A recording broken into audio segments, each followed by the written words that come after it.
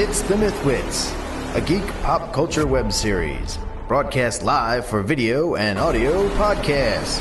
Watch us live at MythWits.com and find us on YouTube and iTunes, bringing you news and reviews about geek pop culture.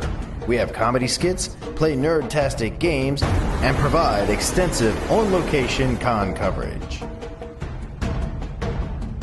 And now, your hosts. Alright, sorry about that, folks. Now we are live. Again, I screwed it up. I got to get used to this routine. I got about 6 steps I got to go through before we can go live. So anyway, my name is Peter Bryant. I am your host for the MythWits.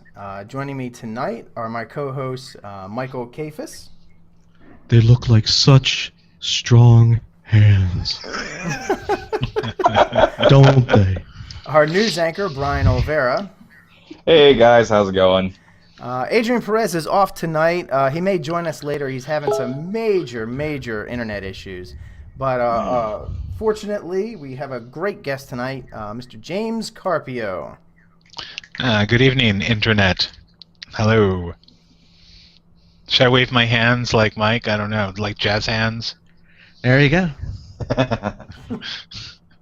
So anyway, tonight, we're going to be talking to James about all of his stuff that he does with Chapter13 Press, and he's got a bunch of stuff going on. But first, we're gonna touch base with the crew. Anybody do anything interesting this weekend or this past week? I start school again tomorrow. Okay, that's a good thing. So yeah, spring semester tomorrow.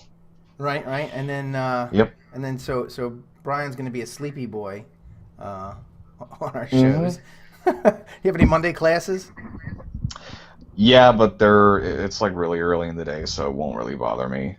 So cool. I dropped the wife off at the airport on Friday and just picked her up tonight, so my bachelor weekend is over.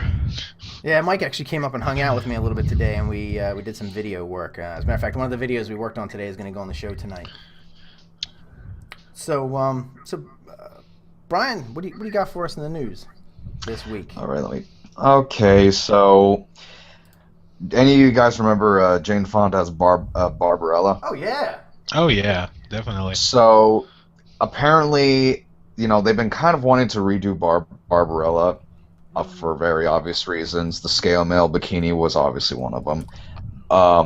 But apparently now it's being planned as an Amazon Studio series, since Netflix is kind of being the pioneer on that whole internet service show. Because, they got House of Cards, Hemlock Grove, all that stuff. So now Amazon wants a piece of that. So now they're giving us sci-fi babes and scale mail, bikinis and ray guns. Oh, I missed that. So that'll be a fun one. And let's see. So there's been some more talk about Batman vs. Superman.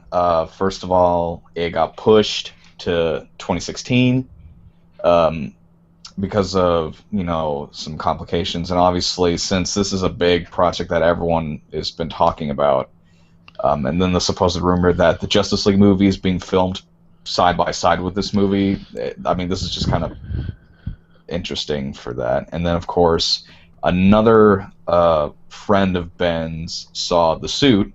We still haven't seen The Suit, but apparently another person that Ben Affleck knows personally, Jennifer Garner, saw The Suit. And Kevin Smith was obviously the first one. He loved it. Right. He talked about it on his live show. He was talking with Zack Snyder, and he saw it. And then, of course, now Jennifer Garner saw it, and she says it is just unbelievable. So, they're really trying to hype up The Suit. Because apparently, from what they're saying, it's not like that crazy motocross, the whole padding thing that Bale had. That it almost looks like armor, like SWAT team kind of stuff. It's supposed to be somewhat more comic book traditional, so that'd be kind of cool. Also, it's getting back to more of a cloth suit and less...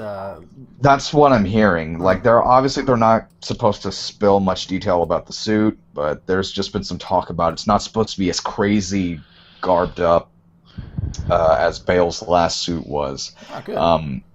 So that'd be kind of interesting. And then, of course, I just had that. You know what, pulled dude? up. So, I'm sorry. I'm still having a hard time getting over Batfleck. I mean, suit or not. You know, I'm just okay. Let me put it this way. Hold on. Ben Affleck, he's an okay actor, but you know how you have these actors that you just don't like. Like, for example, you know, and I'm not bagging on these guys. You know, they may be fine actors, but for whatever reason, they just don't work for you. Like when you see them, you think, I don't know, in your mind, you just think douchebag or whatever it is you think about them. And that's Ben Affleck for me. I mean, he's sort of in that same vein as I really dislike Will Smith, his acting, and I dislike who was that other guy? I don't know. It'll come to me. But there's a couple guys I don't know. I don't get them when they're in a movie. I'm just kind of like meh. Yeah, Will Ferrell. Oh yeah, Will Ferrell. Yeah, Can't act. Hated everything. Who's the For me, comedian? it's Ryan Reynolds. Oh yeah, Ryan Reynolds. Wow. I like Ryan Reynolds, but I could see that. Yeah. Who's the comedian that's like always doing?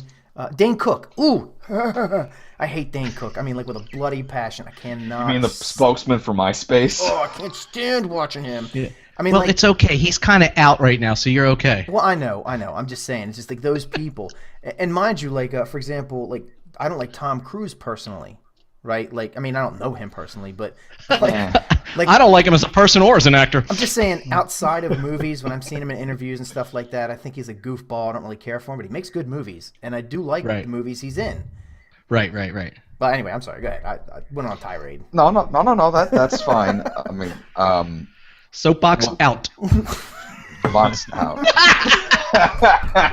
Spin take.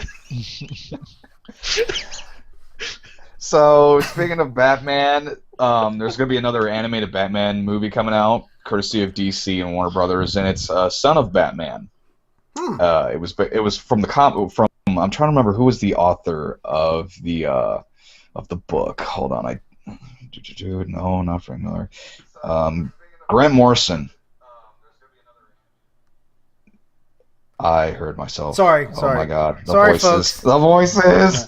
Sorry, Anyways. folks. I was just checking because nobody answered if they could hear other people in the chat room, so I was just checking it. So we're all good. It's fine. It's fine. But Nobody's in the chat room. No, but that doesn't mean they're not watching. It just means they haven't logged into the chat room.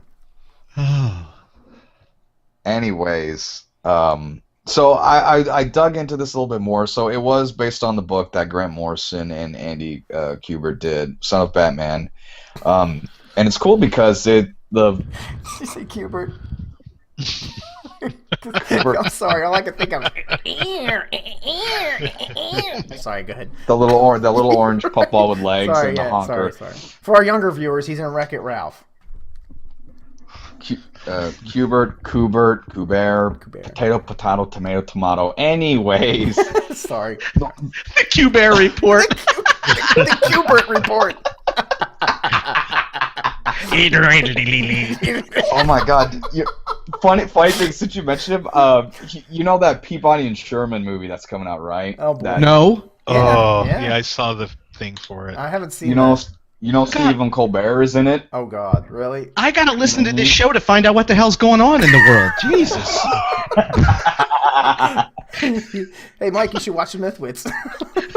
I'm too busy being on it. You're like watching it on your phone, just off camera. Holy shit! It's like, yeah. But one of the things that's interesting is because, February 4th, the new Justice League animated flick comes out, which was the sequel to Operation Flashpoint Paradox. Mm-hmm.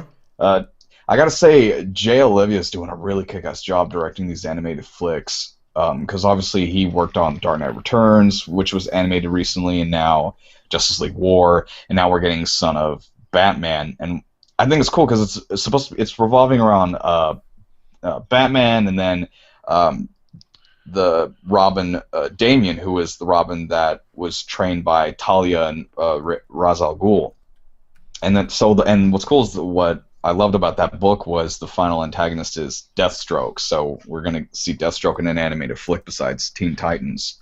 So it's that whole line has nothing related to like the Batman Beyond kind of thing, where Batman is. No, it's completely different from what I saw. Okay. It's like No. he's like it's sort of like that Superman Returns kind of thing. In the Yeah. preview I saw, she's kind of like, and oh, by the way, your son, and he's like, my son, and Yeah. it's one of those. Yeah, it is one of those, but I mean, it'll be nice to see. It's nice that DC's still pumping out some good animated flicks because I'm still having some shaky thoughts about Man of Steel 2. So I don't know, but the I thought that was a porn. Wait, James, you like superhero-y stuff, right? Yeah. Yeah, sure. Okay, so what do you think? What do you think of this new this Batfleck super thing? hero mess. All right, so I have two trains of thought on it. One is if they're trying to portray an older Bruce Wayne, then Ben Affleck probably will fit the role. I mean, you kind of have to forgive him. I mean, I know it's the one thing that comes to mind for me is Daredevil, which was horrible. Yeah, I was just going to bring that up. Thank you. But can we really blame Ben Affleck for that portrayal of Daredevil, or do we blame Hollywood, who just kind of made this horrible leather bondage suit for him to go run around in? And no, you know what? I don't blame Ben. I totally don't blame Ben for Daredevil. He's a good actor. He's an okay actor, and actually, I think he could have pulled Daredevil off. I really do. I think the writing was just weak. It was horrible. So weak. I actually have a PDF of the script on my computer. It's terrible. Well, Charles Michael Duncan.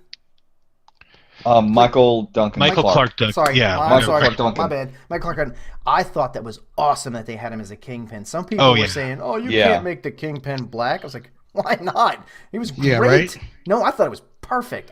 He was great. I loved it. Yeah. He was like, as far as I'm concerned, he was the best part of that movie. Yep. Yeah. Well, do you guys remember that there was another film appearance of Daredevil in the early 80s, and I think it was The Incredible Hulk Returns? Because he did a series where Hulk met Thor, and he met Daredevil. Yeah. And the Daredevil outfit in that one, he was basically wearing like a ninja pajama suit with this thing that kind of looked like a sleep mask over his face. So I guess the bondage suit was an improvement, but... True. Yeah. I mean, speaking of Daredevil, I think Netflix is still trying to do a series out of Daredevil. Yeah, they're still trying to work that out. Yeah, and also I think they're also trying to do a Power Man and Iron Fist, I think, as well. I heard Iron Fist was going to be the other thing besides Daredevil coming out as well. Any word on players?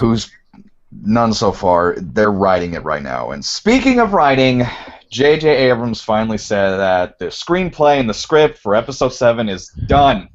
And they're going to start shooting soon. It's done. We're done. Done writing. We're going to start filming soon. Cool. So that'll be really interesting, especially if all the supposed rumors of who's going to be in the movie. I mean, we've had actors from Breaking Bad and all this interesting stuff. I mean... Is there any someone mentioned here about the Hulk? Is there any word on Planet Hulk? I mean, I know that's been buzzing around. Have you seen anything on that, Brian? Because I haven't actually seen it. Besides the supposed talks about it, like stuff that everyone's already known that it might happen, there's no real details at the moment. Obviously, because everyone's probably suggesting, Mark Ruffalo's going to be in it, which I don't mind, but. I own the Planet Hulk comics. I love those. I mean, it's like John Carter of Mars, but with the Hulk. It's win-win.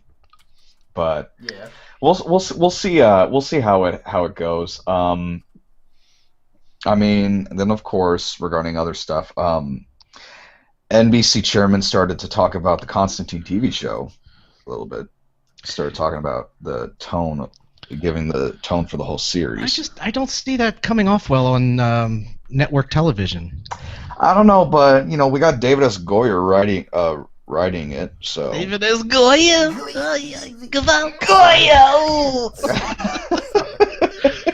So my concern with the Constantine TV show is they going to base it on the comic, or are they going to base it on that horrible movie with the man who also managed to ruin 47 Ronin? Oh, here we go again. You can't mention 47 Ronin around here. We give it 4 out of 5. We get 4 out of 47 Ronin here. Yeah, 4 out of 5 turds. Why do you have Keanu Reeves do anything? What is Hollywood thinking? Is it just kind of they feel sorry for him? He's like the worst actor. I mean, he jumped the shark at Matrix 3. That was it. No, he jumped after Bill and Ted. That was what he was good at. After that, it's just kind of like Bill Keanu and Ted, Reeves. I admit. All right, Keanu Reeves. Here was the reading. Keanu Reeves. Show me happy. I'm happy. Show me sad. I'm sad. Show me excited. Excited. I mean, that's like the range of his emotions. No. It's like this is me. Yeah. It's like Keanu, show me. Yeah, excellent. Look out, it's Dracula. So. Oh yeah, I forgot. He had like a really shitty part in that. Yeah, I still think The Matrix is pretty much an extension of Bill and Ted. There's just too many similarities. Morpheus looks like Rufus. Not Rufus, but the guy from the future, the black guy with the glasses and this 80s coat. Yeah. They both use telephone booths to get around history and the future, so... That was George Carlin, though, just to clear that up, the black guy in the glasses. George Carlin played the black guy in the glasses? Mike, that's awesome. What?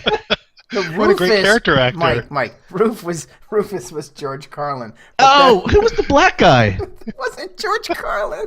I thought that you had said, Drake. I thought you said that George Carlin or Rufus, the black guy in the glasses, and I'm like, wait a minute. I thought that was. Never mind. Anyway, but all right. That's funny. Just a little fun fact for some people who don't know. You know what was Lawrence Fishburne's earliest roles? I don't know. He was on Pee-wee's Playhouse. He was Cowboy Curtis. Oh, that's right. Oh my God. A lot of people didn't know that. No. Every time I tell that, and then I have to prove them wrong because they don't believe me, the look on their faces is just gold. But NBC chairman Robert Greenblatt spoke about the tone of the show, and he says, I don't know the DC comic very well, but there is dark, interesting stuff in it, but it's also got some witty banter. It's a fun tone, although the supernatural stuff is scary. So I'm going to take a stab in the dark and say they're going to give it like the show Supernatural, that kind of vibe. Because, they are gunning for the Vertigo/DC canon, so... So they're going to take all the darkness out of it, though. He said there was going to be some witty banter in it, but it is going to be dark and interesting. So we'll see how it goes. I mean, Constantine. It's kind of hard to mess up Constantine since we have shows like Supernatural. Even sci-fi shows had a decent tone, like Alphas and Alphas. No, Warehouse 13.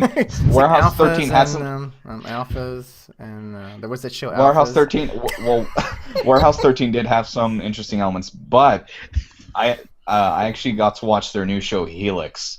Oh, how's and that? How is that? It was interesting, but man, there were moments where you just scratch your head because it's like it's The Thing, but with a zombie virus.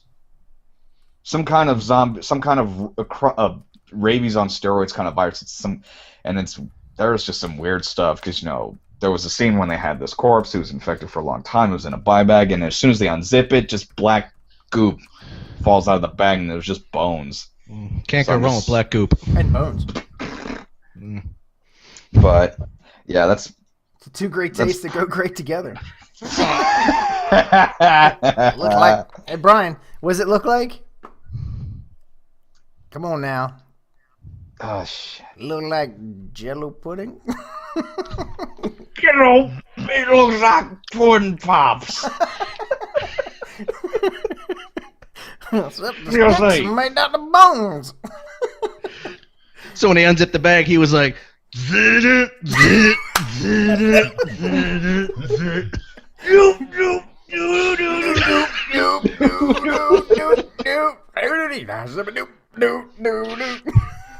So I got one last piece of news. That's sort of a show inside joke. Sorry, Drake. Maybe we should show that video sometime. We have to. We'll Creepy clown time. Just a tip of the hat. Just a tip of the hat to Kevin Smith. So I got one last piece of news. So Margot Robbie might be getting the role of Jane for David Yates' Tarzan. Wait a minute, wait. Is this new animated thing? No. Okay. This is Warner Brothers' reboot of Tarzan, directed by David Yates, who did some of the Harry Potter movies. That's like the most recent stuff I know off the top of my head. All right. But, she was recently in The Wolf of Wall Street, and, they're looking at her to probably play as Jane for Tarzan. See, this is what... So that might be interesting. This is what kills me about Tarzan, all right? Any of you guys ever read Tarzan? I own them. I'm an Edgar Rice Burroughs fanatic. Jesus, that's a little harsh. No, that's cool. No, I'm not saying that you didn't. I'm just asking if you did. I need a baseline here. So no, I never read Tarzan. Okay, so Brian knows what I'm talking about. All right. So Tarzan, Edgar Rice Burroughs, big fanboy. He's Princess of Mars' favorite book ever, right? Tarzan probably clocks in somewhere around second, third, maybe fourth, fifth. It's right up there. Tarzan is a fantastic book. It's awesome, like super awesome book. And they have never, ever come close to doing it right. Nothing I've ever seen has ever come close to doing it right. And they won't do it right again, I guarantee you.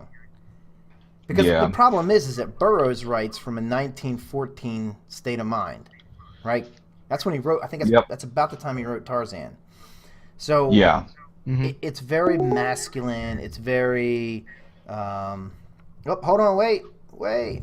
Give me a second. Is it working? Hold on. He lives. Hold on, wait. Is it working? Yeah. You're in. Hold on, give me a second, Adrian. I got to do this. And then I got to do around, this. brother. There he is. What's up, Adrian? He's alive. Joining us now. Internet issues. Yeah, that's what we said.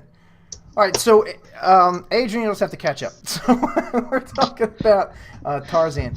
So, it's written from a very male-centric, very macho pulp era. Oh yeah. And I don't even know if you could do it right today, because if you did, there'd be so many people hating it. The women would be like, "Oh, there's no strong woman character," and blah blah blah. And I get it. He didn't write at the time. They didn't write like that. I mean, that's just how it was. Jane is actually a pretty strong character in the book. She's just not like a heroic, adventurous, strong character. So I don't know.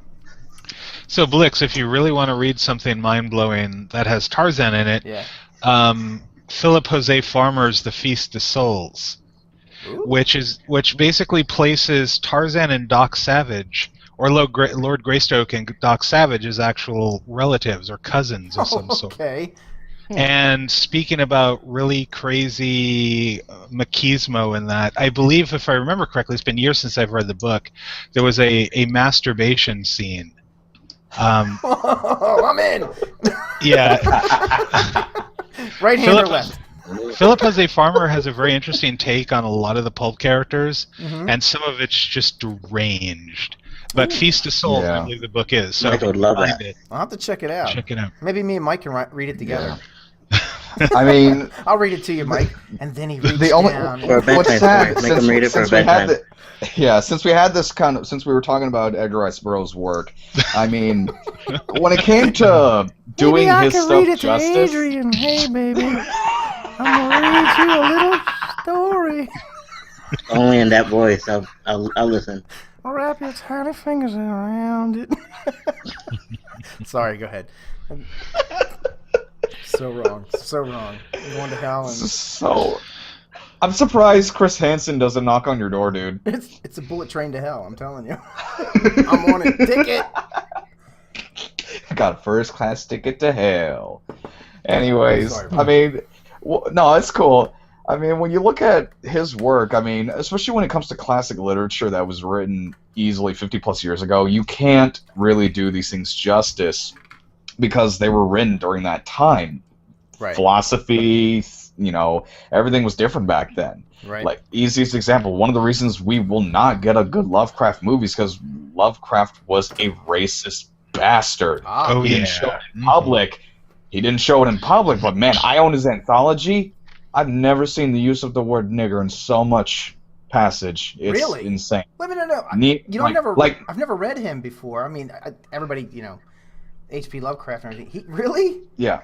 Like, he here's the thing. If you look at some of his biography work and documentaries, he was a bit of a xenophobe. Because the thing was, what's interesting is the first time he ever experienced something traumatic was when his father went mentally insane, and later passed away, and then his mother sheltered him like crazy. He looked very sickly and weak because his mother sheltered him, and people were worried about his health, and but he always believed in being a gentleman in the eyes of the public. So he would be very kind and courteous, but in his writing, it's an iron fist and a soft glove. Oh, okay. I mean, use this example. There's a story he wrote. I think it's called "Rats in the Walls." Oh yeah. And It's it's about a guy who inherited a castle, and his only companion is a cat. It was a black cat, and he decided to name the cat Nigger Man. That was the name of the cat. And I'm like, I was like, wow. And we only charged $20 for this gem at Barnes & Noble. Wow. Oh my God. Hey, little disclaimer. Yeah. We don't generally use that word on this show. We are speaking about literary terms, and this is all historic. So it's in a book. It's in a book. Look it up. It's not in our a book. word. It's theirs. It's not a word. Okay. It's in a book. It's like fiction. the word masturbation. Yeah, just saying. It's fiction, people. I think we've just used our quota of both words on this episode. Okay, so. I'm good with that. We don't have to say. We're good for the season. We're good for the season. Well, maybe not masturbation. It was There's always Pussy room Warts for more. last week. And that's the end of the word. That's the end of the show. Thank you. It's N-bomb this week. All right, come on, let's move on. But so the last thing is the only thing recently they ever did when it came to doing something from Burroughs that was as close as they could was John Carter, and we all know how that happened. Oh, it's awful. Let's see, a $300 million budget, and they only made 10% of that back. Yeah. That was just. Well, I'm not gonna go on that tirade yet again. Yeah. Oh. It crushed me because they were so faithful to the book. The vocabulary threw off the general audience. Yeah, it wasn't too bad. I mean, some of the stuff was good about it, but some of the things I was just like, all right, I'm not stop. I'm getting pulled in. I'm not doing it. I go all night on this. Let's move on. Well, that's it for the news for me. All right. Well, thank you, Brian. Fantastic. We have some videos that we could run. Do we, Mike? You think we want to do the Merritt one or? Yeah, you should have the Tom Merritt one if you want to slap it in the. All right, in the YouTube. I'm gonna smack it in the YouTube here. Hold on. Also, I don't know if you want to do this or not. We had talked about this yesterday, and that was well, as you're doing this, how about if I do this? Let me mention that I just found out about this. Pete has known this. Let me ask you, Brian and Dreg and Adrian. Did you guys know that what's his name? Penn Jillette is working on a movie, and he's kind of producing it, but he's got I wish I could remember off the top of my head the director, but a movie? No way. Yeah, and it's called oh shoot. Great title. Yeah, I know, right? It's called Golden Globe nominee of 2016. You know what? I could pull it Penn up. Jillette is bad or something, or? Well, that's the thing. Penn Jillette is he plays the villain in the movie. Okay. We can play the thing. It's about a 4-minute video as well, but we'll have to do that if you guys are interested, but it's really amazing, and he does a really good job. He did like one of these Indiegogo kind of fundraising for it to raise some extra money to produce it, and I guess he's made it because they're moving on with it with the project. He's basically one of these these guys that are like locking up women in his basement kind of a thing, and oh nice. Oh. All right. Well, let's get on with it because we don't want to go too long. I'm gonna run the Tom Merritt video. You guys got your. I'm opening mine up right now. Come on, how do I get this now? How do I get it app to? Is open. How do I get it to go to? How do I get it to play that video? Oh yeah, you're gonna have to take the other one. All right. How you guys doing today? I'm Michael Kafis for the Comment Podcast, and I'm here with Tom Merritt, co-host of Tech News Today on the TWiT network. Tom, thanks for joining me today. I really want to thank you. I appreciate it. I really enjoyed Tech News Today. I want to ask you, someone coming here as a presenter of the con, you've been coming here for quite some time now too, and I just want to wonder if you have any advice to give people, any of our listeners, things to do, like maybe places to eat. Personally, we like the Metro Diner Cafe. We love Mama Ninfa's. Anything in particular? Where do you go and eat? You know, Mama Ninfa's has been one of my staples as well. And this year's different because most of the time I've been staying in the Westin or the Sheraton, and I found that I ended up eating outside a lot more during those. So I've kind of forgotten some of the places. I know where they are, but I've kind of forgotten some of those places I ate. This year I've eaten. I haven't actually been outside in 3 days. There are food trucks here this year too. Yeah, I noticed. I know. Yeah. So I've eaten almost exclusively in the hotel, and I think you got great recommendations as far as like going outside, and definitely do that. You're going to eat cheaper. You're probably going to get better service. The problem in the hotels is the service is so overwhelmed that it's variable. We had honestly one of the worst experiences ever this week, and also one of the best. I feel like Trader Vic's is really good at the service. It's also really expensive. Yeah. And the tip there is to go onto OpenTable like at least a week before the con and make a reservation for when you know you'll be hungry, if you can predict that, and you'll be able to kind of swing in there. Otherwise, look for those carts around. They may not be the healthiest options, but they're going to be the quicker ones. I've noticed we tried using a couple of apps here, and I wanted your input too. We tried the parking app. Which one? I forgot which one it was, but it was going to tell us where we could get the cheapest park and where it was going to be. Well, the app told us $10. When we got there, it was $30. So we learned a valuable lesson. Have you had any experience with apps that normally on a daily basis would be very useful, but not so useful at Dragon Con? My experience with apps at Dragon Con is they're almost useless because I can never get a data connection. Well, yeah, we've obviously experienced that too. When I was on AT&T, the data was crappy, and then I switched to Verizon. Now AT&T seems to be working, and Verizon has been crappy. Sprint's, yeah.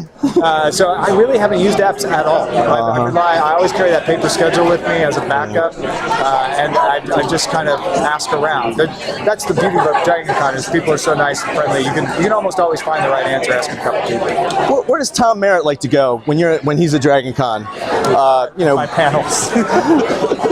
I get a pretty packed schedule when I come to Dragon Con, but when I do have a little extra time, I do like to go and hang out. Like at the Hilton Bar is very convenient. I like to go out to Mexican food. There's actually a couple of them out there, and I like to just hang out. Just kind of, we have a table usually every year, and I like to hang at the table, just talk to people, and just walk around. And I just never get some time to find the panels that I really want to see, but I feel like I get so much out of it. Just chatting, just meeting new people. Best costume you've seen so far? There was a oh shoot! And now I'm going to lose all my geek cred because I can't remember the name of the video game it was from. But there was it's a big bald white and red character from a video game that honestly looked like he stepped right off the screen. Wow! So, it wasn't even the most complex, but it was just really well done. The cutest one was a kid dressed up as Robot Chicken. Wow! And he had the whole like metal arm and the monocle and everything. It's really cool. That's really cool. Anything else you can tell us? Something you've learned this year or from past years in Dragon Con? You could say avoid doing this, or before you come here, definitely pre-plan on something. Right. The reservations is a good one. Little elevator hacking. If you can get into the service elevators, if somebody asks you to leave, be polite and leave. But a lot of times they won't care, and the elevator lines can be really awful here. So if you can scope out where those are, sometimes that'll help move you along. One of the things I've learned is, especially on certain floors, if you go walk up the steps one floor above, wait for the empty one to come down, get on, you're going to be packed in. Yeah. But at least you're on the elevator, because some of these elevator lobbies are You'll like always ridiculous. Hear people saying, "Got to go up to get down. Yeah. Got to go down to get up." Yeah. That's definitely happened a lot. Another thing is when walking through crowds. I picked this up off a Boing Boing article years ago.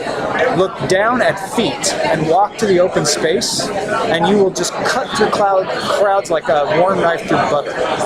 It works much better when you're alone than when you're trying to stay with a pack. Sure. But the idea is that people don't tend to walk in front of you when your head's down, but you still can see where you're going, and you can actually find open space now. Wow, that's a good idea. Yeah. So, Tom, I want to thank you so much for joining us. Anything you'd like to plug? Anything you're working on? Some special projects? Well, our Sword and Laser episode, we did an interview with Jim Butcher here at the con yesterday at 2:30. That'll be posting this week. Oh. Also, the Championship FSL Tonight episode. That's a fantasy sports league, emphasis on the science fiction and fantasy. That happened. That one's already up. And we've got some special coverage coming up on Tech News Today for a Samsung event and for an Apple event the next couple of weeks. Keep an eye out for that. Okay. Well, Tom, I want to thank you so much for joining. Really appreciate it. Thank you. We got to get to the parsecs. We're covering that next. All right, I'll see you there. For the Comment Podcast, I'm Michael Kavis. Thanks for joining us. All right. And in case you guys don't know, anyone who's just listening for the, hasn't been a fan of ours for a long time, you're brand new to the show or you haven't heard, we used to be the Con Men Podcast, and this is what that became. So a lot of this material was recorded. That was recorded at Dragon Con this summer, and we held on to that because we knew we were going to be switching to this, so we didn't want to put that out until we got here and get on a bigger, better format. So that's why you heard Con Men. So anyway, what'd you guys think of that? Pretty good tips, eh? Oh yeah, definitely. Yeah, Tom's a cool guy. And as you can see, our player 2 has bagged out. I don't know what happened to his connection there. When he comes back up, we'll bring him back in. This show has plenty of tech issues.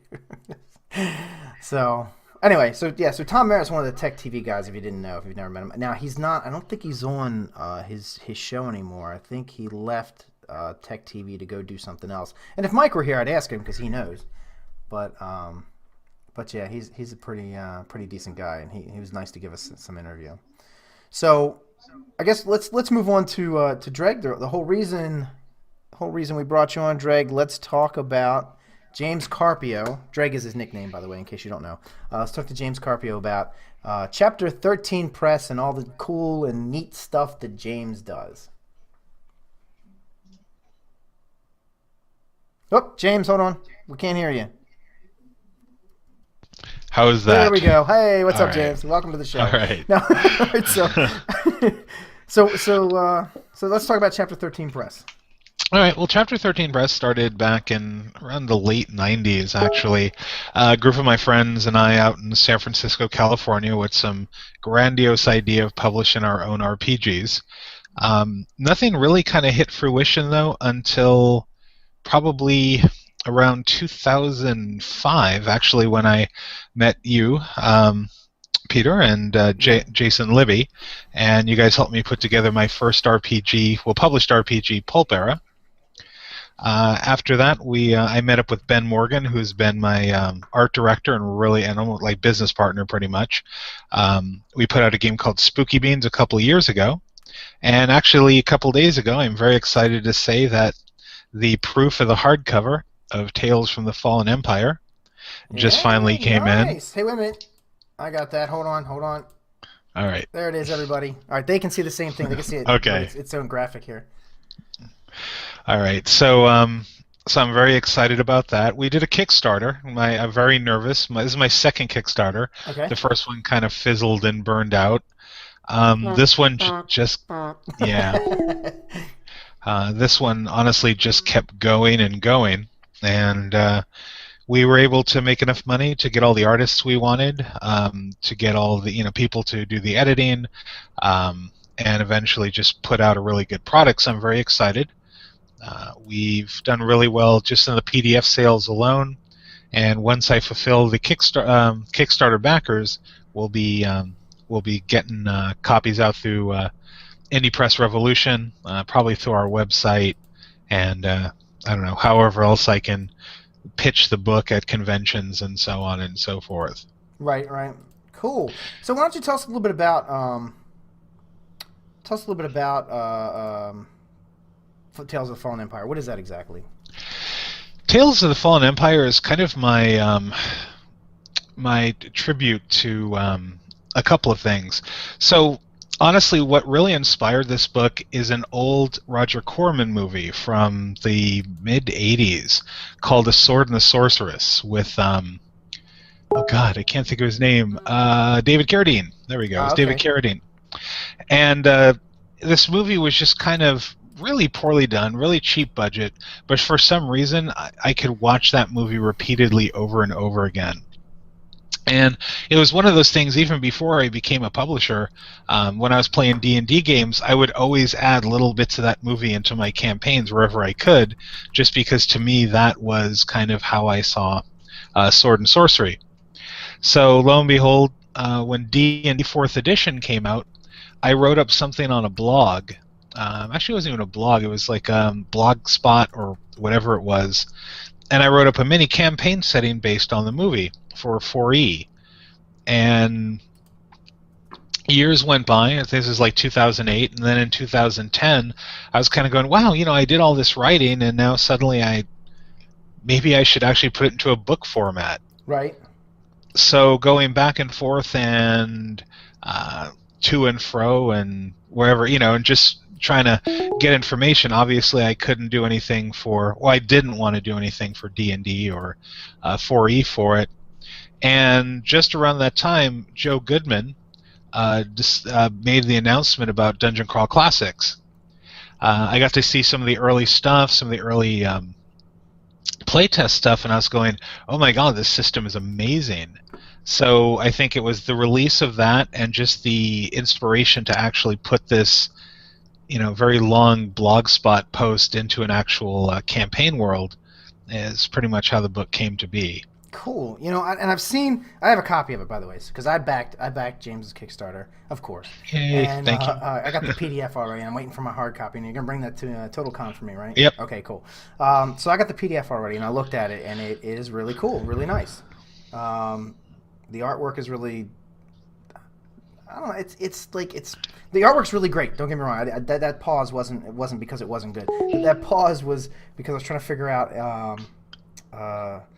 It's kind of like throwback old school, but not like crappy old school, like the really cool old school. So, I was very happy to get Eric Quigley to do a lot of the artwork for me, and Eric has done some pieces for me here and there on some other projects. Great artist, but the person that I was really pleased to get was Doug Kovac. Now, Doug Kovac has done some stuff for Joe Goodman. He's done the covers for all the Dungeon Crawl Classics.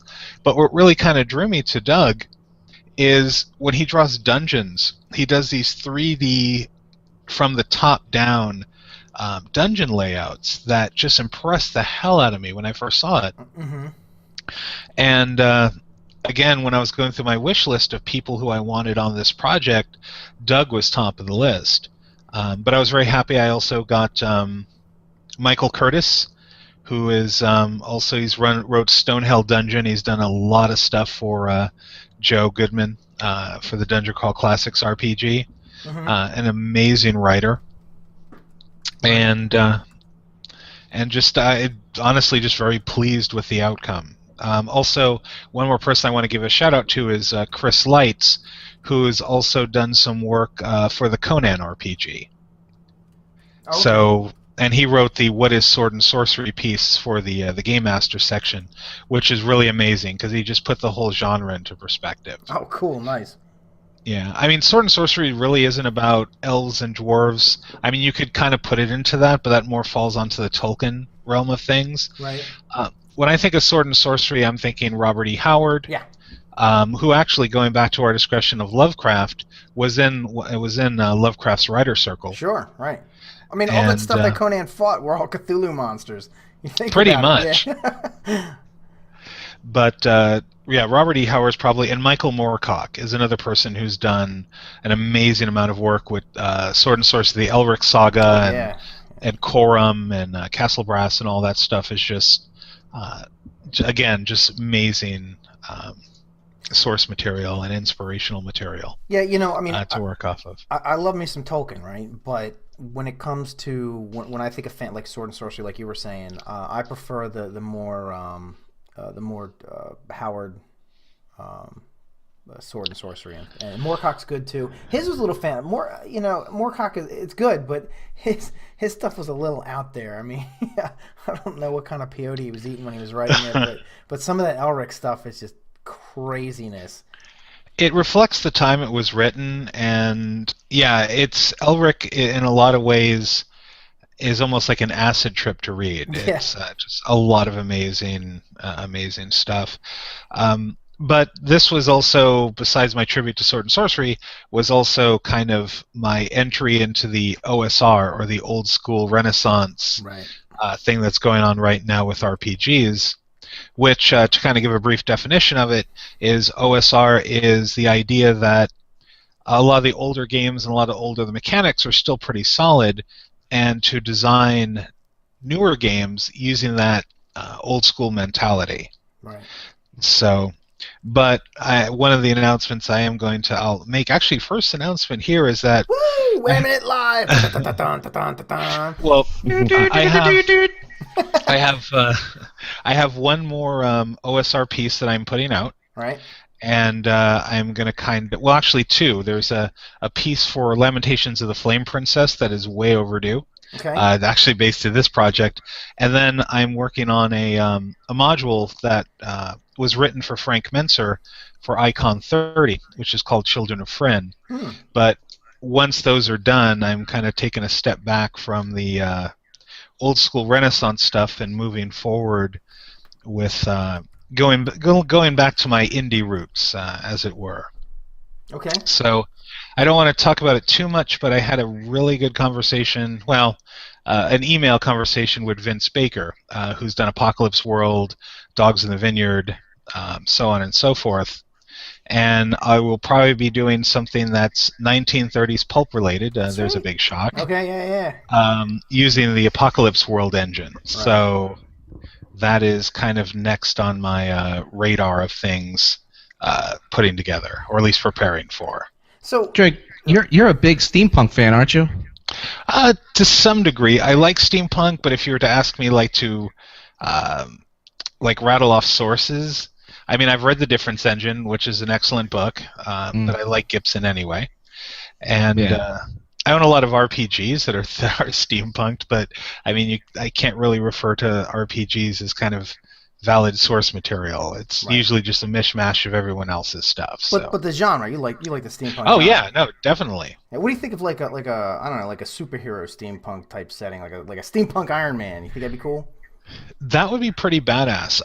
If you haven't yet, look into a game.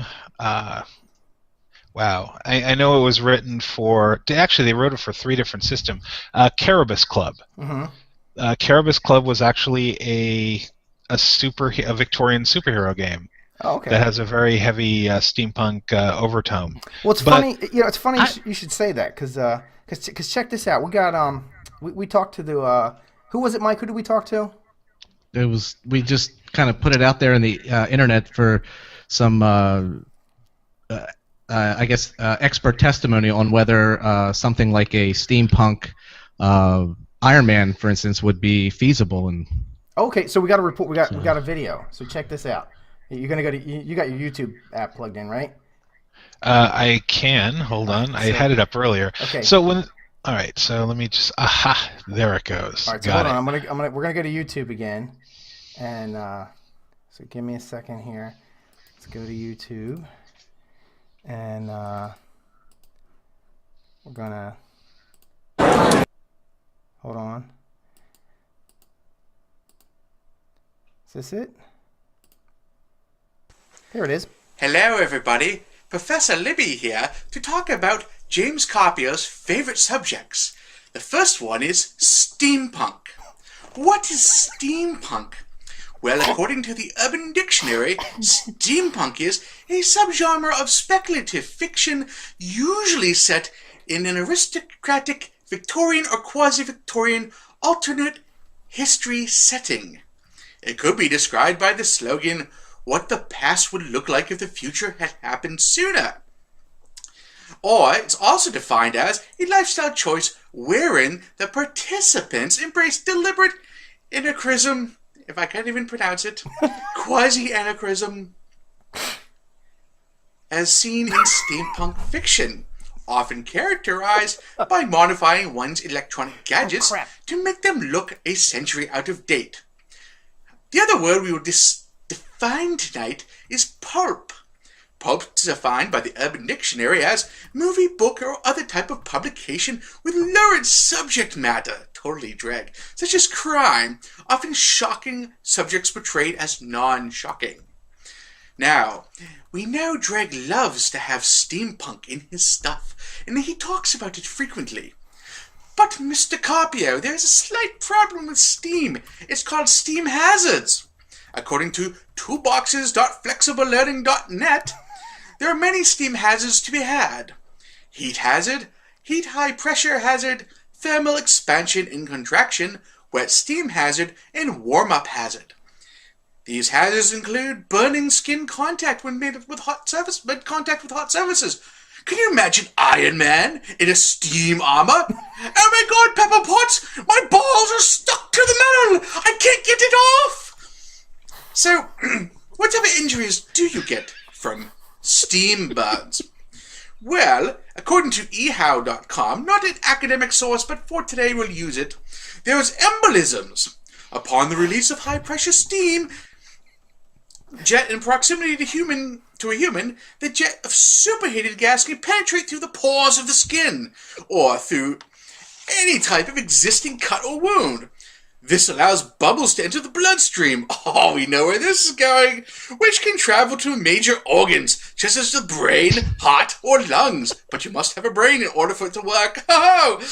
An embolism or blockage results in high-pressure gases have entered the circulatory system, which can cause serious injury or death. Another injury you can get is blindness. It only takes 12 psi of steam from a steam source in proximity to a human being to dislodge an eyeball. Oh, can you imagine that? Tony Stark with one eye. Oi, matey! Let's see what else we have. Dehydration and heat stroke. Any facility that uses devices that raise temperatures and produce steam can cause unintentional injury. Steam rooms, heat saunas, and hot tubs can produce enough heat and steam to dehydrate the human body. In other words, Tony Stark cannot have a steampunk armor. Otherwise, he'll be completely dehydrated. There's also body trauma. When steam reaches critical temperature and pressure, this has no way of venting. The pressure limits of the device can burst the pipe. In other words, blow a hole through you. Which would all be wonderful, except I don't think Tony Stark would have any place for the stuff to go inside the armor. We're talking total puree Stark. There's also dismemberment. When something blows up, it can blow a limb off. We all know that. Scaldings and burns. My favorite. Steam burns can cause scalding and severe thermal burns to the skin. The outer dermal skin region can become blistered, peeled, or stripped away. Some steam burns can even cause redness. Overheated vehicle radiators, steam generators, hot pressure washers, boilers, and pressure cooking devices can all cause scalding and steam burns. Home cooking pressure devices. I bet you all have those in your kitchen. And last is lung and airway damage. Superheated steam can cause severe injuries to the lips, mouth, and airway. Direct inhalation of steam gases can burn the lungs, causing difficulty in breathing, coughing, and changing of voice. So those are the hazards of steampunk. So next time you want to suit up in a Iron Man steampunk armor, remember, your testicles will burn. Thank you. How you guys doing today? I'm Michael Capis for the Comment Podcast, and I'm here with this YouTube. I gotta get used to this YouTube. Hey. Okay, so anyway. Well, that was Professor J. Libby's one-take theater. Yeah. I want to thank him for that. And also, I don't know if this particular professor's work has been vetted or, up for peer review, but it is, some food for thought. Wait, so, what is he smoking? What's he smoking? You're gonna have to ask him. He's in the chat room. I think Jay inhales cat shit out of the cat box or something. I don't know. Like that South Park episode with cat piss. I have no idea. Sorry, I think James. Jay's found his calling. I mean, does he go to class like that with a little bow tie and a shirt? Right, exactly. Yeah, I think he did that when in between classes. Hello, children. It is I, Professor Libby. So I still think the pony one is better, but that was good. That was really good. Sorry, James. I cut you off there. Go ahead. Oh, no problem. So, but no, as far as steampunk superheroes, that sounds like a great idea. Yeah, I think so too. Aside from the balls boiling in the suit, I think it's great. Awesome, right? So, Tales from the Fallen Empire is. Can people buy that yet?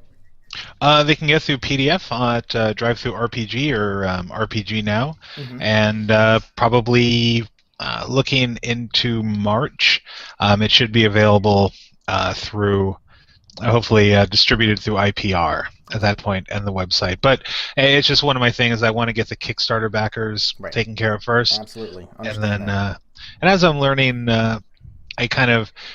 so shipping is something that I will reconsider for my next Kickstarter, because it's looking to be a frightening prospect. Not really in the United States, because you can go media mail with everything, but international shipping, I think, is going to have me eating ramen and college foods for a while, depending. Dude, I got lucky, because on my Kickstarter I only had 2 international shippers, but I also included that in the price because I'd read some horror stories about it. And I was just like, you know what? I don't care if people from international don't want to buy it because it's too much.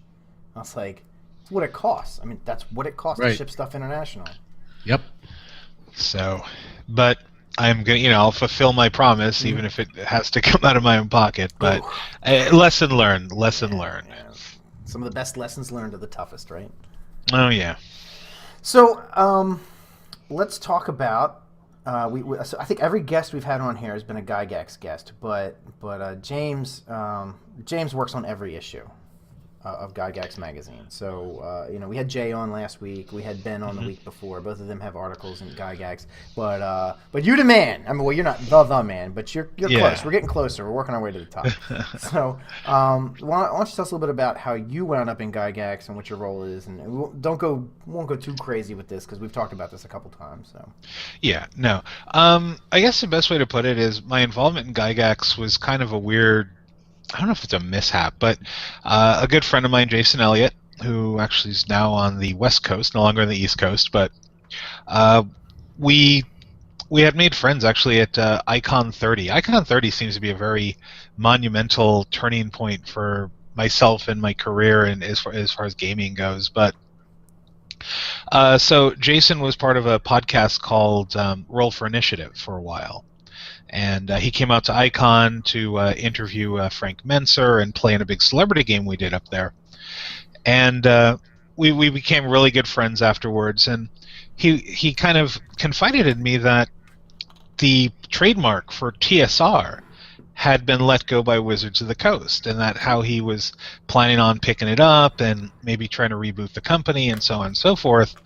So I was all for it, big behind him, moral support and everything else. And lo and behold, he got the trademark. And next thing, he partnered up with Gary Gygax's children, Luke and Ernie. Yep. And the idea for Gygax Magazine was born. And since he brought me in as he brought me into TSR, and then asked, if I wanted to have a role within the magazine, and I said, well, my knowledge of role-playing games and games in general is pretty vast. I'm usually kind of a walking encyclopedia about this sort of stuff. So I was assigned the role of games editor. So my role with the magazine pretty much is that I reach out to various authors, and based on what we're looking for an issue, I look at submissions. I kind of see if it's the right sort of game that our readers would want to look at, because for some reason everyone wants to send us an adventure.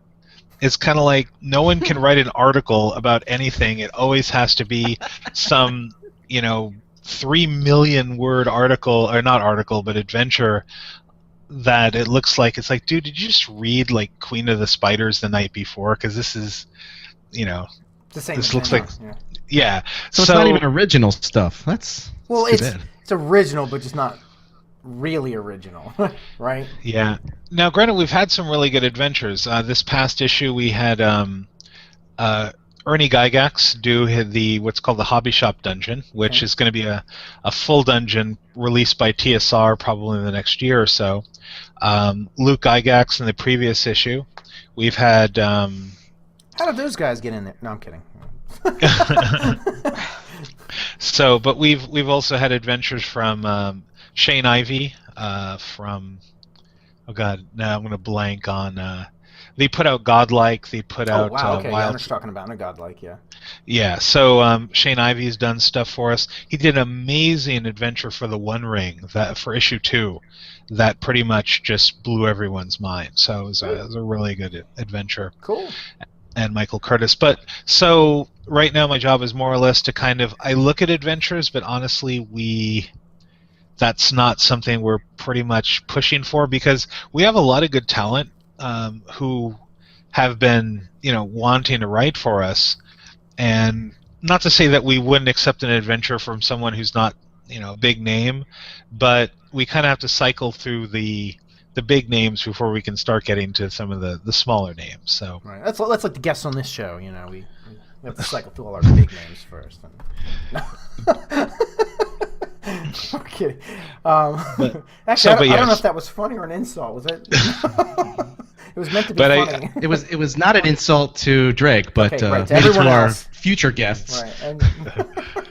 But I do filter content, so that is my job. And then it goes to editors. We have Scott, and it's weird tonight for some reason my brain is just shut down as far as names. But we have actually someone who's with Privateer Press as our new art director. Good. Okay. Who's been doing an amazing job, and we've recently brought on a couple of other people on the back end, and I also want to give a shout out to Susan Silver, who is our social media person, who has really done an excellent job just with tweets and Facebook and just everything, kind of just getting our name out there. So we're about to go into issue 4. We've got some mixed reviews, but definitely compared to the first issue, I think we're every issue we kind of leaps and bounds. So good. I'm kind of happy with that. Excellent. And I just need to say one thing. All the kids who, if you're 20 years old or younger, I want you to gather around Uncle Mike. I want to explain something to you. I want to tell you that Dungeons and Dragons is an actual game that's pen and paper and dice. And the guy we're talking about, the name Gary Gygax, is one of the pivotal people who was responsible for developing this game and started your parents hating everything wholesome in America. So I just wanted to point this as a little history lesson from Uncle Mike. And it's funny too because it's not funny. I mean, James his book Tales of the Fallen Empire goes back to OSR, which is going all the way back basically to the original Dungeons and Dragons. It's essentially the original Dungeons and Dragons, right? I mean, there's some differences, but what do you mean? My book is based on Dungeon Crawl Classics, which actually goes back to more of the Mulvey Cook style of D&D. Right. But because you had the original D&D 3 books that came out in 1974. I have them. No, not those. I don't have those. No, okay. Yeah, and then there was 9 books, I believe, in total that were done. Greyhawk, Blackmore, Eldritch Wizardry, and then a man by the name of Dr. John Holmes, or Eric John Holmes, not the porn star, but an actual professor, wrote the first basic D&D set in, I believe it was 79. Then they re-edited it in 81 with Tom Mulvey. An expert edition was done in 83 by Dave Cook, I think it was. And then Frank Menser wrote the pivotal Red Box, right, which came out in 84. And then, of course, he did the basic expert master, whatever, immortal. Yeah. I jumped on the bandwagon right about AD&D. So the first edition AD&D was when I got in. So we're talking like 1980 something. Wait a minute, what would it have been? 79, 80?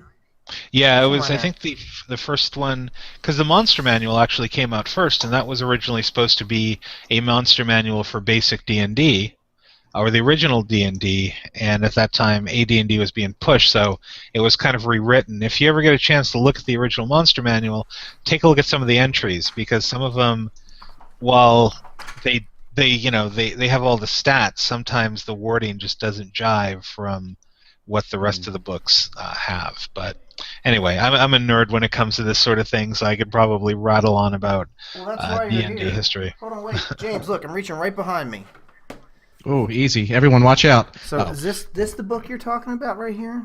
Yep, that is the book that was first done, and then I believe it was the Player's Handbook, and then the DMG, but I could be wrong on that.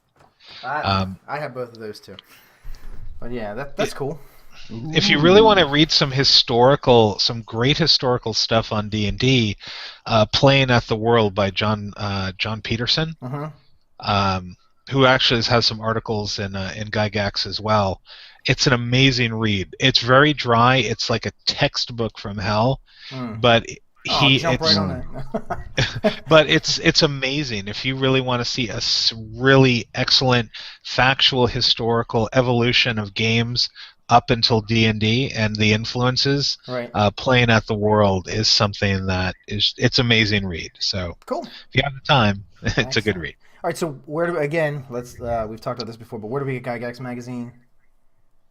What's that? Where do we get Gygax Magazine? Where do people buy Gygax? You can get it from gygaxmagazine.com. We offer subscriptions and single issues. You can go to Drive-Thru RPG or RPG Now to pick up a digital issue. And if you're going to be at GaryCon in Wisconsin in March, we are going to have a table there, and you'll be able to not only buy a copy but have some key people in the magazine sign it, such as Tim Kask and such. Actually, speaking of Tim Kask as well, if you're going to be at TotalCon in February in Massachusetts, Frank Menser, Tim Kask, Michael Curtis, a bunch of people who have worked on Gygax will be there, as well as obviously their other works that made them famous. Good time, great people too. So yeah, I'll be there too. Yay! That's right. Mike may be there at TotalCon. He's still working out the details. Listen, all right. Remember last week I said there's what did I say? 90. I was saying I'm putting my confidence level at the 95%. Okay. Okay. If Mike comes, because I'm not going to do this unless I have somebody to help me with this, we'll do a MythWits episode from TotalCon. We'll bring some people in and we'll do an episode. But I haven't listed or done anything with it yet, because if I'm there by myself, I'm probably not going to do that. It's too much work for one person. All right, Mike. I'm gonna be very sad if you don't come, man. So. 96%. All right. Can't hold it any longer, Captain. Plus, I mean, Jay Libby's cocktail party on Saturday night wouldn't be the same. That's right. Come on, man. 97%. Free hookers. I'm just trying to see if I can get another percent. 99.9999. And sheep with booties. Oh, yeah. 97. And the drinks are on Pete. Right. 99. 99 proof. The sheep might be on Pete. Oh. So 100. So, Brian, did you have any questions? Brian, have you played D&D, Brian? Brian. Smurfs butt blue? I showed you. I actually have one of the miniatures I use when I play D&D. It's my wizard. Okay, dark elf so what wizard. edition? What edition are you? Are you a 3.5? Are you a 4? What are you? I started right when 3.5 was implemented. All right. I stopped when 4 was announced because we kind of didn't want to do that, because we did D&D 3.5, then 4 came out, and we were like, and then we went to Pathfinder. Yep, good choice. Yeah, hence where I got my Pathfinder Society coin. Gotcha. I'm not a big fan. Not a big fan of 4. I played 4 and I was really turned off by it. I mean, I was just like, I'm not going to say it's not a good game because I mean that's in the eye. We've had this discussion before. I mean, not on this show, but I know I've had this. James, I probably had this discussion with you before. I talk about it all the time. There's no such thing as there are a couple bad games, but there's pretty much no such thing as a bad game. We had this. Yeah. We talked about this. What was the game with the nipple size and the Fatal. Fatal, yeah, that was fatally awful. That is. But somebody out there likes it, so you know. I don't care. I'm gonna go out on a limb and say that was a horrible game. Yeah. Most games won't say that about. Most games I'll just say it's not my taste. That was terrible. Yeah. I mean, I actually found one of my Wizards licensed miniatures. I found my Mithril Guard, my Dwarf Mithril Guard. Look at you. Love that. It's awesome. What is that game I hate, Pete? What is it, Time Lords? Yeah, you didn't like Time Lords. All right, so if you guys don't know, it's one of these games that you may not have heard of. James, real quick, James, are you familiar with Time Lords at all? Time Lords has nothing to do with Doctor Who. It's a different. I'm trying to think of the company that put that out because BTRC. Okay, I'm familiar with the game. Just trying to rack my brain as to who put it out. So, they didn't tell you that a prerequisite to play the game was calculus, right? And, non-transitive physics or some shit. Wait a minute, Mike. It's not as bad as some. There are some games that are worse. So, what was that game? Phoenix Command. It's not that bad, but Mike. Not Mike. Greg Porter. Greg Porter has this. He loves numbers. I mean, he's a math guy. He's an engineering type guy. So the game is very crunchy, really, really crunchy. And what Mike didn't like about it was when you took damage, you would go to a chart. So it's like, I took 23 points of damage, and you look on the chart, and it was to this part of the body, and okay, you took 11 points. It's like, no, what? Or be like, you took 2 points of damage. Okay, so 2? No, 3. What? 3 plus 5 divided by 99. Oh, it's Tuesdays, so you don't do that on Tuesdays. So I like Time Lords is all right. It was crunchy as all get out. In my opinion, there really hasn't been a decent time travel game. Well, true time travel. There's other games that have time travel elements, but Continuum, which is done by got Chris Adams, the guy who wrote Yamara or drew Yamara for Dragon, the comic. Awesome time travel game. Again, just something that hurts your brain when you're trying to read it. Right. Well, I happen to like this game called Fringeworthy that does time travel stuff, but that's my favorite. Yeah.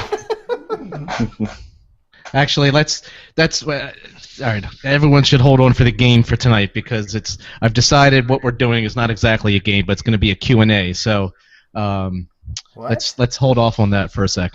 Are you prepared to do this? You got this down? You're not going to grind the show to the halt with this, are you? It's a Q&A. Okay. I ask the question, you give me an answer. All right. It's up to you whether you're going to bring the show to a halt. Well, I mean, does anyone have to take notes or anything like that?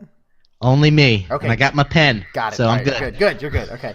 So, all right. So we're at the stage of the show, basically. No, stop.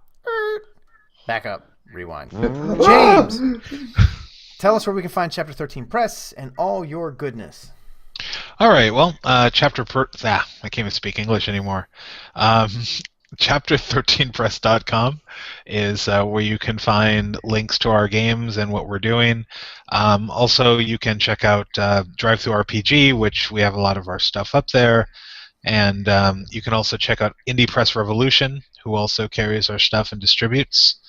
And also, every once in a while, if you want to get into my head, you can check out hexgeneration.com, which is my blog where, while I don't update it as much as I'd like to, I kind of just go on tangents like designing a Star Trek RPG and then changing gears like every day about going, oh well, here's an RPG done in D6. No, wait, I think it sucks in D6. Let me do it in Fate. Right. No, wait, it sucks in Fate. Let me do it in right. Rock paper scissors. So, but I wonder how Star Trek would work with Savage Worlds. Someone's already actually done a couple of conversions. They're not bad. To me, Star Trek is a very story-driven show. So you would think Fate, right? Fate? Oh, I think Fate is excellent. For right now, I'd have to say that, to me, Fate is probably one of the better systems to do a Star Trek-based game in. Okay. All right. Now, I have to say, FOSS's Star Trek game, the one they put out in the early 80s, is awesome for the original series, only because there was a lot of military. I can't. Again, my English is bad tonight. But there's a lot of military, a lot of fighting, and a lot of combat. So that game kind of facilitates it well. Mm-hmm. But as you kind of get into the later age of Star Trek, where you Next Generation, Deep Space Nine, You like vaporize people with your pistol. Hey, here's combat. Pow! You're dead. where it was very character driven and very story driven, that idea of having things such as hit points and damage and stuff really doesn't play into it. Yeah, because in Star Trek, it's not to the death, it's to the hit. Because when you get hit, you're done. I mean, if somebody hits you with a phaser, or even a disruptor, I mean, you become, you do that thing where you go, and you disappear. Well, it's about handling conflict without having to turn to violence. Right. That's what Yeah, our circles, the way we circle, that doesn't happen. Yeah, not so much. No. Yeah, we played Star Trek. We used the lug system, and it got very combat oriented. It was fun, man. We had a really good campaign with it, but we actually liked the lug system a lot. We were kind of sad to see it go, but shit happens. Yep. So, Dreg, are you a Twitterer at all, or do we find you on Facebook saying much, or you're that's your blog is the best place to find out what's going on in your head? Facebook is probably the best, because Facebook honestly is the easy way out of doing anything. Yeah. It's just open it, type a few things, link a couple of things, and you're done. Yep. Although Facebook to me is becoming MySpace. It's going that same way, because when Facebook first started, it was really kind of personal and really cool and just had a very low vibe to it. And now Facebook is just kind of like ads every 12 seconds. Oh, and God, the ads are killing me. People posting snuff videos, and I mean, it's just like, it's annoying. Yeah. Twitter's okay, but Twitter, okay, I may speak in short sentences, but I can never get a tweet out that I didn't have to edit down to the stupid, 140. Yeah. Right. It is difficult. Yeah, I agree. I think one of the things you can do, if you hook your Twitter and your Facebook accounts together and you make a Facebook post, so that it will then send a tweet. What it does is it puts out the first up until it runs out of characters, and then puts a link. So if people get intrigued by the characters you've put, they can click on the link and see the picture or whatever it is you. It'll say read more. Yeah. So I mean, that's kind of cool. I'm kind of digging this WordPress site that Adrian has set up for us. I made it right on time for you to say it. Oh yes, she did. All right, hold on. That's kind of scary. Hold on. Adrian is right there. Okay. So yeah, I kind of like the way that works. I'm getting used to WordPress, and we're gonna post more on our site. But it's that getting that momentum going. We're lucky to get the show out every week at 9:30, so I'm trying to make sure I make posts. Yeah. So anyway, all right, look, we are at about an hour 17. Do we want to? We got one more video that we could run. We could go into Mike's Q&A, or we could do both. I don't know, James, how long are you with us? I can hang out for a little bit. I know I have to actually meet with Gygax publisher Jason Elliott in probably about 10-15 minutes, but I'm good for a little bit more. So you want to do the Q&A first, Mike? You want to get Dreg in on this one? We can do that if you'd like. Or which video are you thinking of running to? The Apollo. Well, let's put it to a vote. Do you want to see Pete interview a puppet? It has a lot of interesting twists and turns. Or I could ask. I just basically have a Q&A, kind of like what's your favorites this and favorite, top 5 this and all that kind of stuff. So it's up to you guys. I'm happy to do it either way. We'll start with Adrian. First question, even though you're muted. Video or questions? Both. Both. Well, I mean, in what order? Probably video first. Okay. We end it in a high note. Well, actually, hold on. Brian. All right. What do you think, little guy? The video? Alright. He wants to see the video. James, you want to see the video? Yeah, let's do video. Let's do video. Fuck all you then. That way, James can get out of doing the questions if he wants to. No. I'll stay for the questions. Okay. I want to do the questions. All right. Let's do this. Yeah. Okay. So let me go to the YouTube again. Let's see if I can get this thing to work right this time. It was the first video. No, Hello, everybody. Before that one. All right, here we go. I'm Peter Bryant with the Con Men Podcast, and we're here live at Dragon Con, and I'm interviewing a puppet named Rocket. I'm a rocket.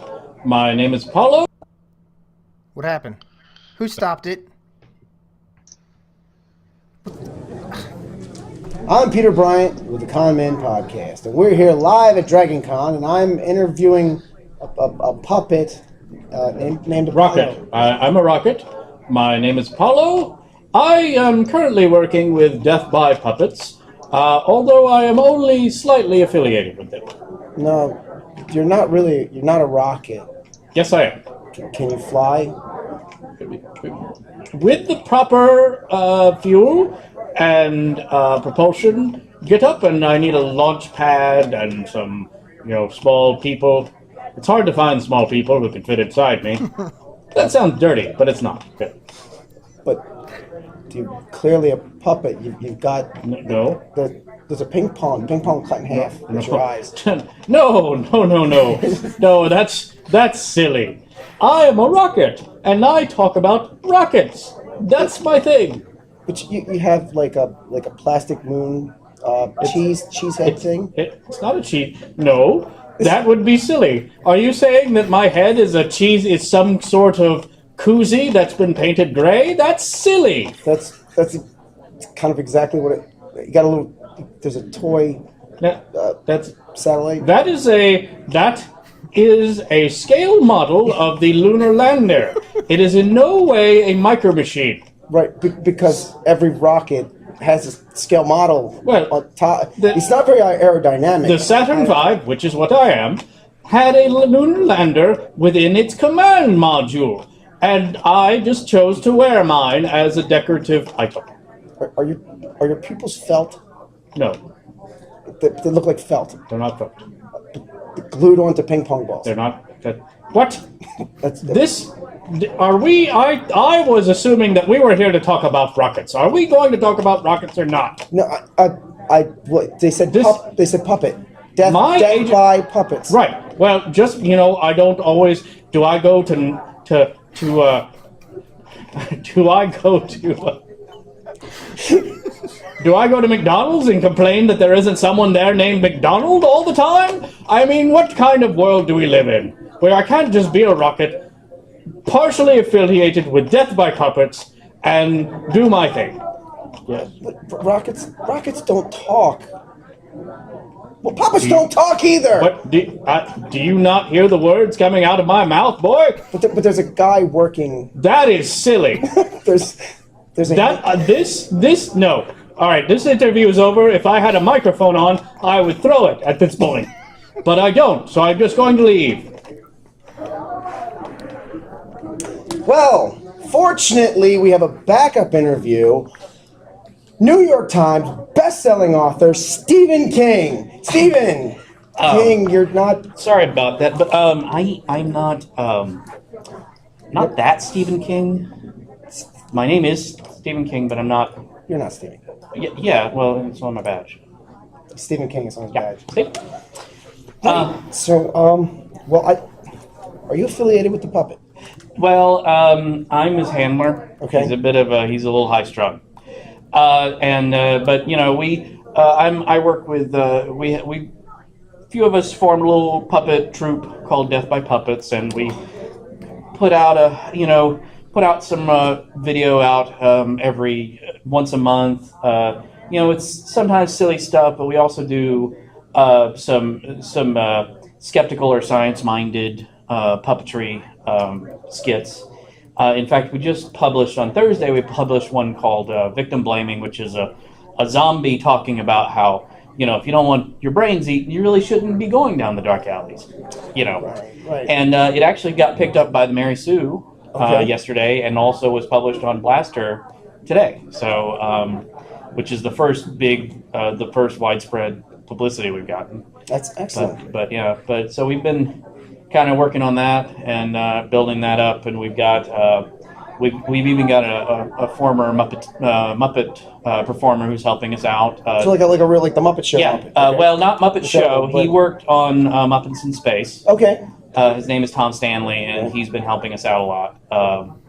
That's excellent. Yep.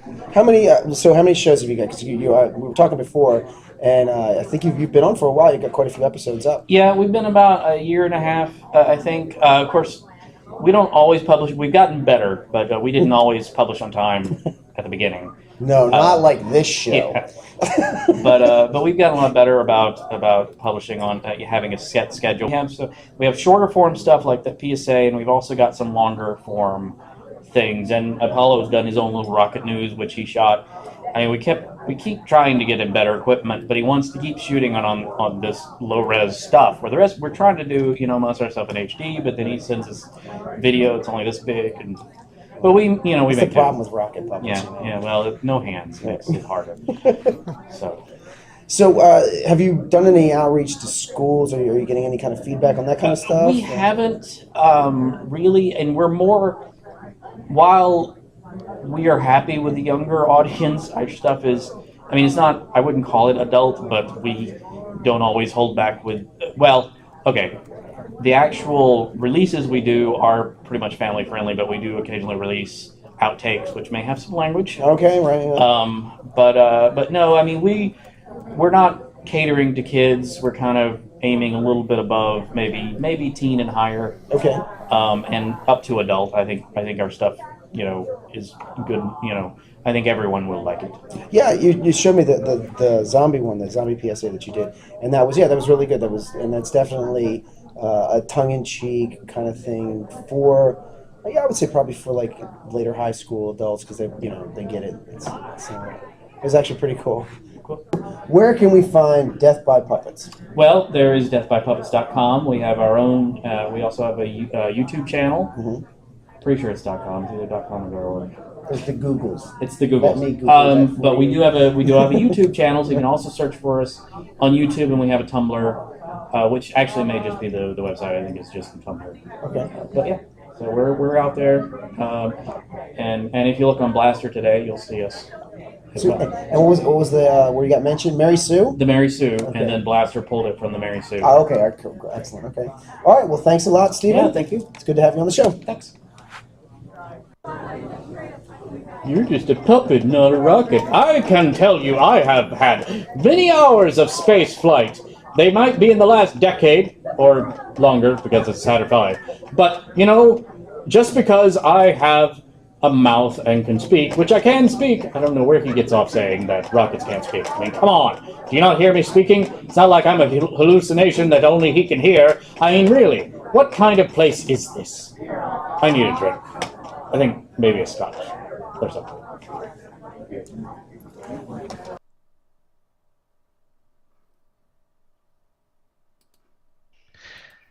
And I would just like to say, if I don't get cut off this time, that if you want to check him out, that would be at the Blasters, and this Mary Sue thing, that would be 1 day and 4 months ago, as he said. So. Yeah, in the format, I'm sorry, missed some stuff on the format. I pulled this video in, and I got to fix it in my OSB setting, and I don't know, it was a rush today, so we wanted to get that on, but we'll get better. Anyway, so that was Death by Puppets. It was a funny interview. It was cool. And that was all completely ad lib. We just kind of like we were kind of like, this is the kind of what we're gonna do. So yep. He was actually the puppet is a good extension of Steven. The puppet speaks well for Steven, I think. Oh, you know what? I'm thinking it would be really cool to do a follow-up interview next year at Dragon Con. Okay. Maybe you could apologize to him. I'm really sorry. Apologize to him? Yeah. Okay, I got it. That's what I said. Apologize, right? Yeah. right. Anyway, so Mike, let's get on with your Q&A. Let's get this. Are you sure? Yeah. I mean, if we have time, if not, we can hold it over. It's up to you guys. Let's do it real quick. Come on. Let's do it. Okay. Question number 1. All right. And I'm going to go with Pete first, and we'll go down the line. I got Pete, and I got Dreg, and then I got Brian, and then I got Adrian. Okay. So Pete. Yeah. Top 3 movies of all time. Favorite movies of all time. Oh, you're killing me, man. That's hard to do. Because different ones for different reasons. All right, but okay, I didn't ask you for the reasons. Just I gotcha. So I'm gonna go with most endearing movies that have stuck with me the hardest. So okay. Okay. Alien, I think, is number 1. Okay. Fight Club is number 2. And it's horrible, but I've never heard of that one. No, I know people are going to argue with this one because it's a terrible movie, but it's one of my It's one of my favorites all time. Flash Gordon, 1980. All right. No judgment. Weirdo. My guilty okay, pleasure. Drake. Wow, no, and this is definitely a hard question. I'll have to say Warrior and the Sorceress because, again, like it was inspiration for my book. Hooray for horrible films! Yeah, well, Roger Corman is like the king of horrible films. Wow, let me just try to pull. I have to say Nightmare Before Christmas because honestly, that movie just was amazing, and I can just watch it pretty much. Yep, Jack Skellington is my hero, and wow, there's just so many. I'm probably going to have to say of older movies. Wow, this is... Older, now you're glad you stuck around, right? This isn't your definitive list, okay? It's just off the cuff. All right, No so I'm going to have to throw in there Mad Max. I think Mad Sweet. Max is also Good another. choice. And definitely a final just shout out to Big Booty Nurses Volume 7, which just really had... It's amazing. It'll change your life. Yeah. I'm going to have to check that one out. All right. Brian. All right, so number 1, as Peter and Mike always know. Godzilla! Like, as a series, any one in particular? No, the original, the one I have in my hand, 1954. Gotcha. Okay, got it. Yep. Number 2, Who Framed Roger Rabbit? Okay, Definitely. that's interesting. Okay. One of the first things that inspired me for voiceover work, and then number 3, I can see The that. Wizard of Oz. Nice. Okay. Oh, okay. Yeah. The Wiz. All right, and Adrian. Well, you guys are going to judge me for this, but No judgment. No judgment. I really like I Am Legend. Oh, really? Okay. Okay. No judgment. Hey, listen, I liked it too. I don't care. I'll Yeah, say I it liked too. it as well. Okay. And yeah, I know you guys said just 3 movies, but I'm just going to say the Lord of the Rings trilogy and the Star Wars. Trilogy? Trilogies? Wait, which Star Wars? The original, first ones. The beginning, before the 2000 whatever. Okay, so 4, 5, and So 6? 4, 5, and 6. Yeah. Okay, no judgment then.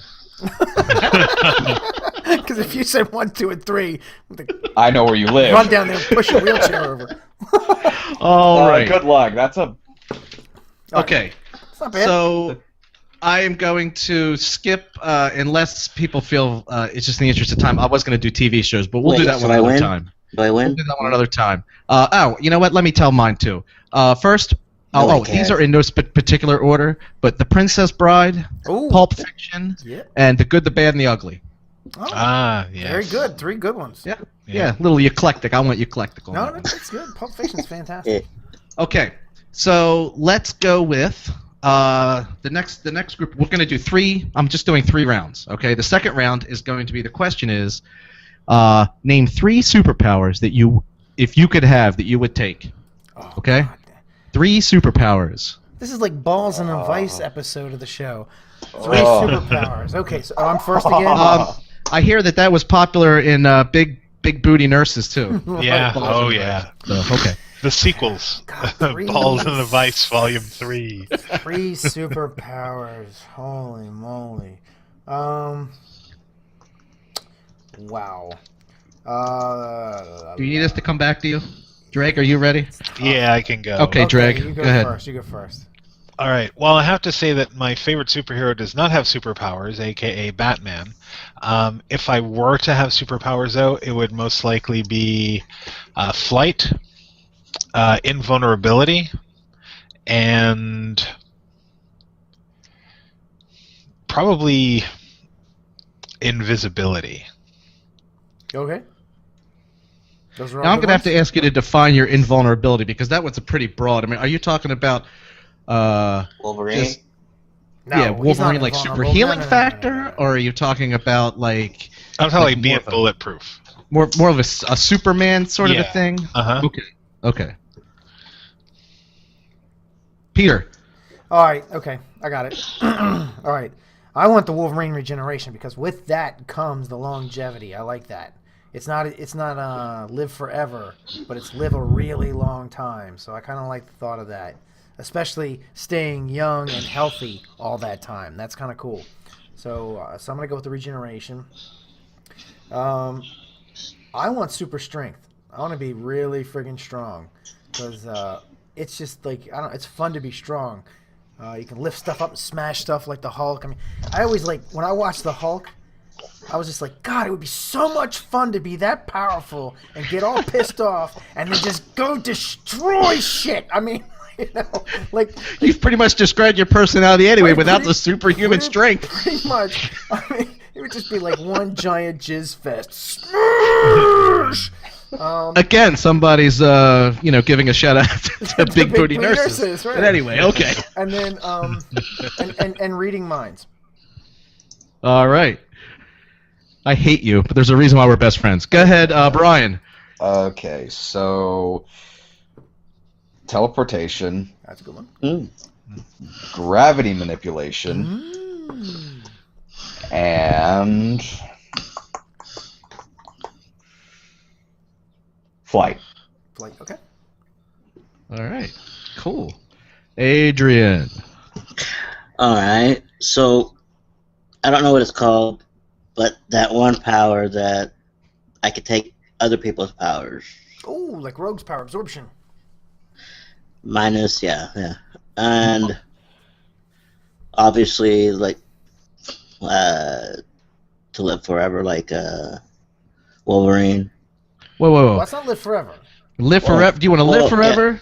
Or do you want his super healing, or what's up? Super healing, yeah. Okay. I agree. It's better to live a long time than forever, because forever could get really sucky. I don't know about that. And what's number 3? Let's see.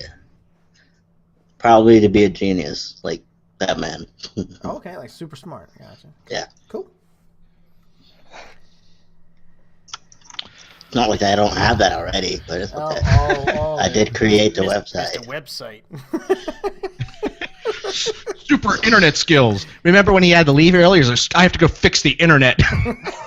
I have to save the internet. The intertubes be broken. I have a premonition. The internet is about to go down. I must save it.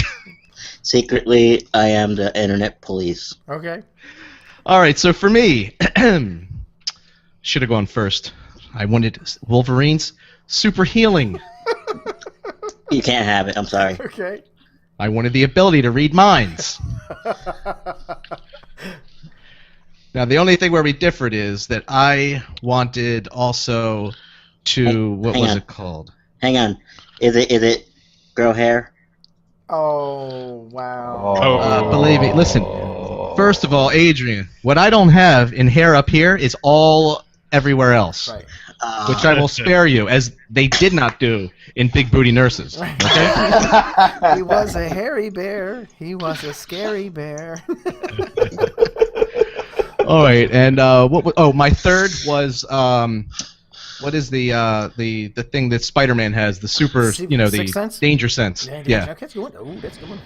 All right, so even though to be able to read people's minds, you have to be able to know and connect and know that they're there. But if I don't know someone's there, I can't read the minds of every single person everywhere around me. I'm not, I'm not that powerful. So All right. So I'll just know where to jump. So. Okay, so question 3. All right. Question 3 is going to be just one question. and that is that what is your favorite RPG that you've ever played? And I will allow sort of like a small cocktail if you have that, which I do. That's why I will You have allow a small it. cocktail? Well, all the hair around it makes it look smaller. I was Okay. gonna say your tail ain't small. Oh. But it's hairy. It's hairy. Good thing you're married. All right, so am I going first?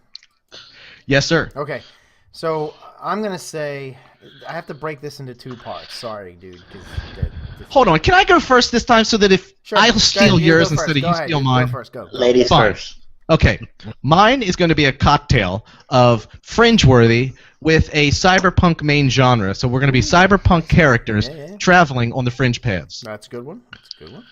What system? All right. See, this is where I'm breaking. You and I are going to be similar on this. I don't want to kiss ass, but it would have to be your system. Oh. Ooh. The one I haven't released yet. Yeah. Okay.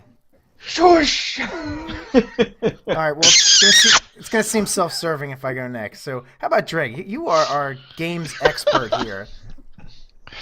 Wow, there's just so many games. I have to say, the one, and I've only played it once, but honestly, in the past couple of years, it's been the best experience in a role-playing game, is a game by Pelgrane Press called Ashen Stars. Oh, okay. Is that ASHON? Ashen. Ashen. Okay. And it uses a system called Gumshoe that was created by Robin D. Laws.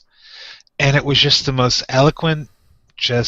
The system was originally created for a game called Esoterrorists, and the whole thing behind it is that if you're playing an investigative game, Robin D. Law's thought was, why should you have to roll and have the possibility of failing a roll if your character has the skill in which he would know how to do something? Mm-hmm. Because how many Call of Cthulhu games have went down the wayside because the person who was playing the professor failed his education roll? Right. So it's a little bit of a different paradigm where you have skills and you can use them, but you only have a limited amount of resources in that skill. So while you can be the brainiac, you can't be the brainiac all the time. Gotcha. Okay. But it's a space game. Definitely like Far Future has a bit of transhumanism to it. Right. But I can talk about it forever. But anyway, yes, Ashen Stars by Pelgrane Press. Cool. Excellent. All right, so Pete is going to be going last as he waved it, and Brian. Damn. Let's see. It's a three-way tie right now. It's between Pathfinder with Razor Coast or World of Darkness or Rogue Trader. Okay. So my pen's only going to let me write one of those down. So I know. Rogue Trader. Rogue Because Trader. I've been playing that the most. The 40K one. Hey, is Rogue Trader? The Warhammer 40K one. Okay. Yeah. Because it's funny. You said Razor Coast. One of the comment episodes. I know the guy Lou was one of the guys that worked on that with Tim Hitchcock. Oh, I see. Okay, and he was actually one of the. I promoted their Kickstarter as one of the comment episodes. So Oh it's yeah. kind of interesting. All right, cool. Yeah. Cool. All right, Adrian. Hey, Brian, what was that type of D&D we played at A-Fest the other day? You mean Pathfinder? Was it Pathfinder? Yeah, it was Pathfinder. Yeah, I'm gonna go with Pathfinder. So the one game I played is my favorite. Well, no, I played it. It's a lot different than what we usually play. We usually just play World of Darkness over here. Okay. Yeah. So. Oh well. Okay. Yeah. All right, Petra. All right. So again, I'm a big Fringeworthy nerd, and so I'm gonna say Fringeworthy is my favorite setting, but I don't like the game mechanics for it. Copycat. Well, Mike and I play in the same game, so it's probably going to be very similar. System-wise, though, that's really tough because again, it's like movies. You like systems for different reasons.